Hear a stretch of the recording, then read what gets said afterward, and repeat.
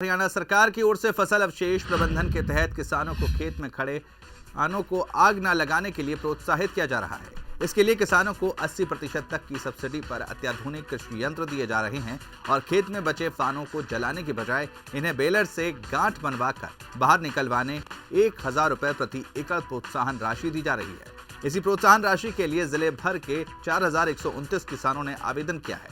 इन किसानों ने जिले भर में 38,970 एकड़ में फानों को जलाने की बजाय इनकी गांठ बनवाई है। इन्हीं किसानों के कृषि एवं किसान कल्याण विभाग के पोर्टल पर आवेदन कर अब प्रोत्साहन राशि जारी की जाएगी। आवेदन के लिए अंतिम तिथि 15 दिसंबर तक 4129 किसानों के आवेदन विभाग के पास पहुंचे।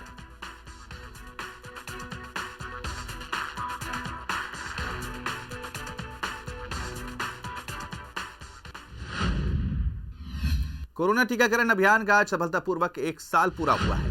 हरियाणा के सीएम मनोहर लाल ने अभियान को लेकर ट्वीट करते हुए कहा कि पीएम मोदी के कुशल नेतृत्व से कोरोना टीकाकरण अभियान चलाया गया। भारत ने सबसे बड़े कोरोना टीकाकरण अभियान का 1 साल पूरा किया। इस महाअभियान की वर्षगांठ पर सभी देशवासियों को बधाई और शुभकामनाएं।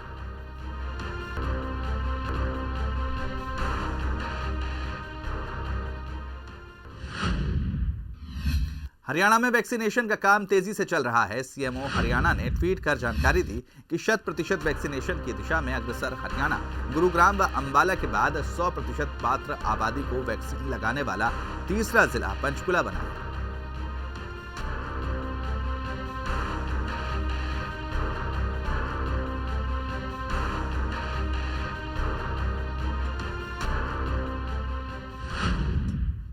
बात करेंगे बड़ी खबर की। कोरोना मामलों पर हरियाणा सरकार में गृह मंत्री अनिल विज ने कहा कि राज्य में जितने रोज के नए मामले हैं, जो कि लगभग 9000 हैं, उससे आधे से ज्यादा मामले गुड़गांव, फरीदाबाद, सोनीपत के हैं। हम हर जगह स्वास्थ्य सेवाओं का इंतजाम कर रहे हैं। राज्य में पहली डोज 100% पूरी की गई, दूसरी डोज 70% लोगों को लग गई है। तो हरियाणा में कोरोना के लगभग 9000 मामले हैं। सीधे तौर पर इसको लेकर सरकार पूरी तरह से प्रयास कर रही है। 100% लोगों की वैक्सीनेशन की बात भी यहां पर कही जा रही है और पड़ भी रहा है। हमारे प्रदेश में भी जितने रोज के नए केसेस हैं, जो कि लगभग 9000 हैं, उसमें से आधे से ज़्यादा तो गुड़गांव, फरीदाबाद, सोनीपत के हैं। दिल्ली के अनियंत्रित संक्रमण का हरियाणा पर बहुत प्रभाव पड़ता भी है और पड़ भी रहा है।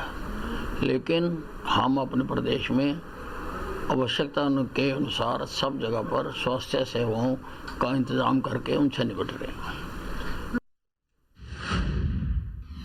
परिवार पहचान पत्र में जिन लोगों ने अपनी इनकम कम बताई है, सरकार द्वारा ऐसे लोगों की इनकम वेरिफिकेशन करवाई जा रही है। अंबाला में अभी तक 3 चरणों में 86,000 घरों की इनकम वेरिफिकेशन हो चुकी है। वहीं अब चौथे चरण में 52,000 ऐसे परिवारों की इनकम वेरिफिकेशन होगी जिन्होंने इनकम 3 लाख से कम दर्शाई है। संबंधित अधिकारी ने बताया कि 5 सदस्यों की टीम द्वारा घर घर जाकर इनकम आंकी जा रही है। परिवार पहचान पत्र पूरे जिले में 3 लाख के आसपास बन चुके हैं। उसके बाद 3 लाख 95 बनने के बाद सरकार ने अलग अलग मॉड्यूल चलाए हैं। उनमें एक मॉड्यूल इनकम वेरिफिकेशन का है। सरकार हमको डाटा भेजती है फेज मैनर में, और उन फेज मैनर में उनको इनकम वेरीफाई करते हैं। अभी तक 4 फेज आ चुके हैं और 4 फेज में लगभग हमारे 1,50,000 इनकम वेरिफिकेशन करने के लिए हमारे पास डाटा आ चुका है हमारे पास, जिसमें हम 3 फेज तो ख़त्म कर दिए हैं और चौथा फेज जिसमें 52,000 का डाटा आया है, वो अभी चल रहा है। लक्ष्य तो वही इनकम का 2 लाख से इनकम की इनकम है, उन्हीं का डाटा आ रहा है हमारे पास। उस डाटा को हमने टीम बना रखी है अपनी लोकल लेवल पे। वो कमेटियाँ 5 मेंबर की टीम है और वो घर घर जाके उनको वेरीफाई करती है। कुरुक्षेत्र में भारतीय जनता युवा मोर्चा की बैठक पिपली रोड स्थित निजी कार्यालय में हुई।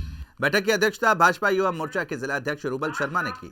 इस अवसर पर रूबल शर्मा ने युवा मोर्चा कार्यकर्ताओं की आजादी के अमृत महोत्सव के तहत पार्टी द्वारा आयोजित नेताजी सुभाष चंद्र बोस की 125वीं जयंती कार्यक्रम को लेकर पदाधिकारियों की ड्यूटी लगाई गई। रूबल शर्मा ने मीडिया को जानकारी देते हुए बताया कि प्रदेश भर में पार्टी कार्यकर्ताओं द्वारा भाजपा प्रदेश अध्यक्ष ओपी धनखड़ के दिशा निर्देश और मार्गदर्शन में ग्राम पंचायत और वार्ड स्तर पर 7,500 जगह और कुरुक्षेत्र में 403 जगहों पर नेताजी सुभाष चंद्र बोस को समर्पित सैल्यूट नेताजी कार्यक्रम आयोजित होंगे।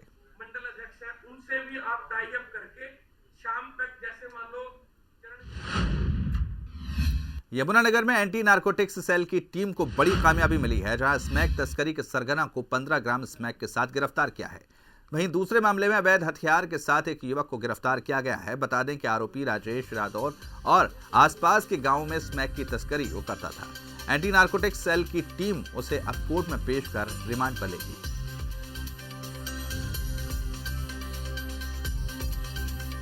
राजेश वासी राठौर जो काफ़ी समय से स्मैक के धंधे में संलिप्त है और बेच रहा है, तो इस सूचना पर एक टीम का गठन किया गया और टीम ने ड्यूटी मजिस्ट्रेट को मौके पर बुलाकर राजेश को काबू किया, जिसके कब्जे से 15 ग्राम स्मैक बरामद हुई। इसको इस मुकदमा में गिरफ्तार किया गया। फरीदाबाद के सरूरपुर इंडस्ट्रियल एरिया की क्वालिटी फुटवेयर नाम की जूता बनाने वाली फैक्ट्री में देर रात भीषण आग लग गई। आग इतनी भयंकर थी कि आसपास के जिलों से भी फायर ब्रिगेड की गाड़ियों को आग बुझाने के लिए बुलाना पड़ा, जिसके बाद मौके पर पहुंची फायर ब्रिगेड की गाड़ियों ने आग पर काबू पाया। बता दें कि आग शॉर्ट सर्किट की वजह से कंपनी के तीसरी मंजिल पर लगी थी, जिसने देखते ही देखते पूरी फैक्ट्री को घेर लिया। आग लगने के समय कंपनी में 3 लोग मौजूद थे, जिन्होंने किसी तरह कूदकर अपनी जान बचाई।